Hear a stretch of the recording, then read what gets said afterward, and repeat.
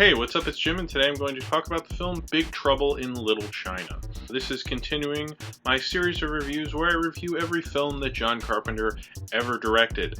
And this is his film from 1986. He directed it right after Starman. Big Trouble in Little China is interesting because the dialogue's very Hawksian and Howard Hawks' influence, and it's like His Girl Friday, the way they're talking back and forth. But the light tone to it is really not like any of his other films. This is probably the most fun movie I think he ever made. The martial arts, Howard Hawks kind of genre comment, all mixed together. It's even a weird mixture for him, but I think that's kind of why it's so beloved, because it's such a different thing for him, but he succeeds so well at it. Jack Burton, played by Kurt Russell, comes to San Francisco. He's playing dominoes all night with his friend Wang Chi, played by Dennis Dunn, and then he has to help drive Dennis Dunn to the airport to meet his long-lost fiancée, who has green eyes. And then she is kidnapped by this gang. This evil guy, David Lopan, needs her so he can become flesh again and needs to marry this green-eyed woman.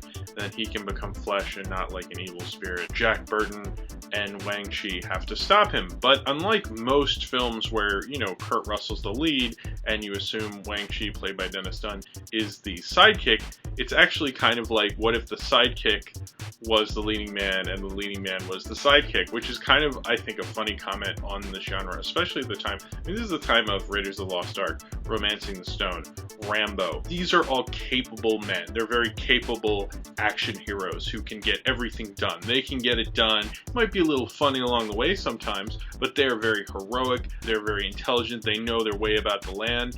And Jack Burton is completely out of his element. He barely knows what he's doing. He's never shot anyone before. I like how Kurt Russell portrays him.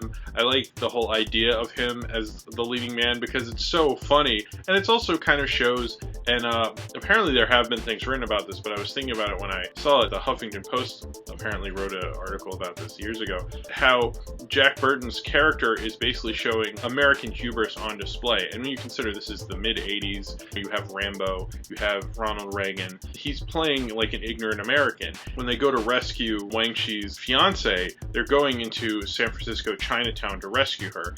And, this is a whole world that Jack Burton knows nothing about. He's completely ignorant of, but he acts like he totally knows what he's doing. And he's kind of just thrown into this situation. There's whole action sequences that he's not even a part of. I think it is a statement about the ugly American statement and how kind of Americans do kind of assume that we have the confidence to just go in anywhere and know everything. I like how this film uses that angle to portray this action-adventure story. John Carpenter was a fan of martial arts movies. He'd wanted to make a martial art movie for a while with mysticism. He finally got this made, and after Starman was a hit, when they started to make it, the Eddie Murphy film Golden Child started being put into production, so they had to rush this out before Golden Child because it's like a similar theme. What's funny is in 1986, this movie bombed. Golden Child did really well.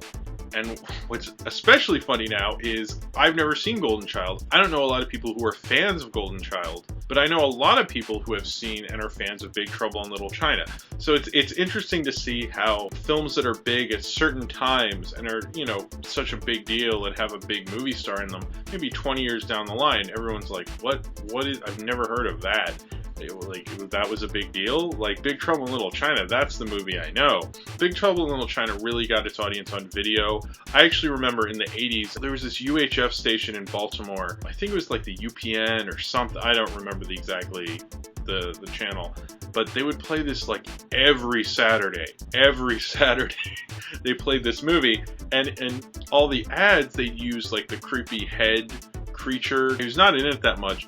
And they'd have the monster that's in it who carries Kim Cattrall out of there and all that stuff. And I assumed when I was a kid that this was a creepy kind of gross special effects movie because that's all the clips they'd show. So my perception of Big Trouble in Little China for years was far different than the actual movie. I ended up really liking the movie, and I remember my friend Russ was like, you gotta check Big Trouble in Little China out. It was ahead of its time, I think, in the early 2000s because of films like The Matrix. You saw a lot of films like this, even that movie with Chow Yun-fat, Bulletproof Monk, and Seann William Scott. Mainstream Hollywood movies that would have martial arts in them, and that was very very common, but in the 80s that really wasn't common at all. It's certainly another Carpenter film that aged very well, because it's now that is more in vogue. I mean, not currently is in vogue as much as it was in the early 2000s. This unfortunately made Carpenter reject from Hollywood. He really didn't want to make Hollywood films after this, and really only made independent films for years, like Prince of Darkness and They Live are independent. Until Memoirs of an Invisible Man, he didn't really do a studio film. So they just didn't know how to market it, and apparently Barry Diller, the studio executive, had them start the movie with that intro where that lawyer's interviewing everything about Jack Burton is just inserted because the studio executives didn't get like why he wasn't heroic, and didn't really get the whole joke and how it's kind of a comment on the genre. But I think because it was the 80s, and because that whole